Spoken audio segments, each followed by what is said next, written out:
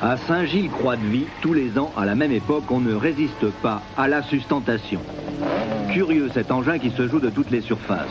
Tout terrain par excellence, ces véhicules extraterrestres, gavés de chevaux vapeur en compétition, ne sont pas faciles à dompter.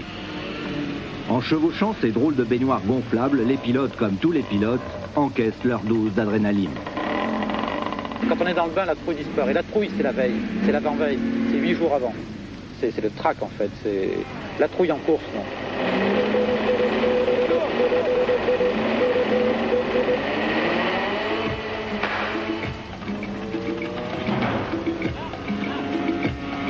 Du haut de sa mini-jupe caoutchoutée à 25 cm d'altitude, l'aéroglisseur domine et survole Impérial, aussi bien la terre que la boue ou l'eau. Aérien sans le montrer, son apparente simplicité n'a d'égal que sa profonde complexité.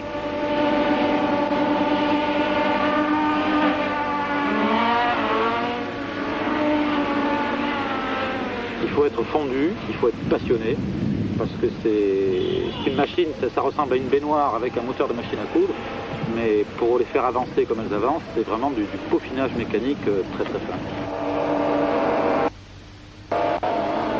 Vu la vitesse à laquelle on évolue, il vaut mieux jouer la sagesse, c'est-à-dire tourner à 100 ou 120 km/h plutôt que de tourner à 140 ou 150.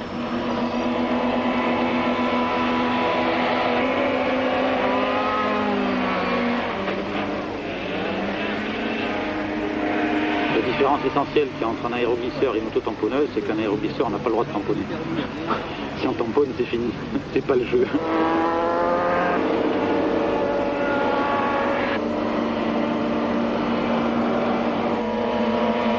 Si tu te retrouves avec des pilotes que tu connais pas, là tu commences à baliser, parce que tu sais pas ce que va faire le mec qui est devant, tu sais pas si son appareil est fiable, tu sais pas s'il pilote bien, tu sais pas si le mec qui est derrière va t'arriver par le travers et te couper en deux. Au bout d'une manche ou deux, tu commences à localiser le troupeau qui est autour de toi et tu te débrouilles avec. Aucune crainte de cet ordre à avoir lorsque vous vous frottez avec Jacques Lallemand, champion de France 87.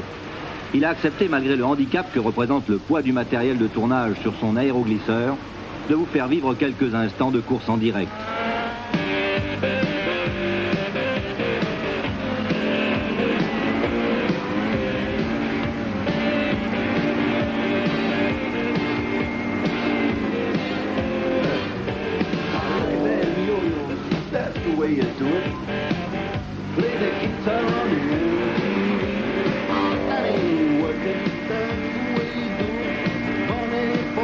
En fait, c'est un sport intime. On est très intime avec sa machine, on est très intime avec sa course, on ne voit pas les autres. Oui, cela va vite, très vite. Avec 80 ou 100 chevaux, les aéroglisseurs les plus performants peuvent atteindre plus de 140 km/h. À ces vitesses, la moindre erreur vous permet de décoller sans aucun problème, ni la moindre ceinture de sécurité.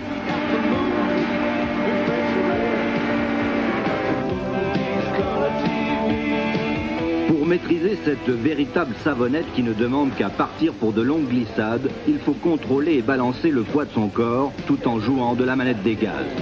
Et ne jamais oublier que bien que ne connaissant pas le professionnalisme, l'aéroglisseur de compétition a ceci en commun avec la moto, il n'y a aucune place pour les simples frimeurs.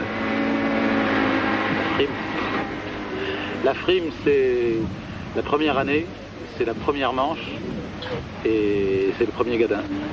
Et après la frime disparaît.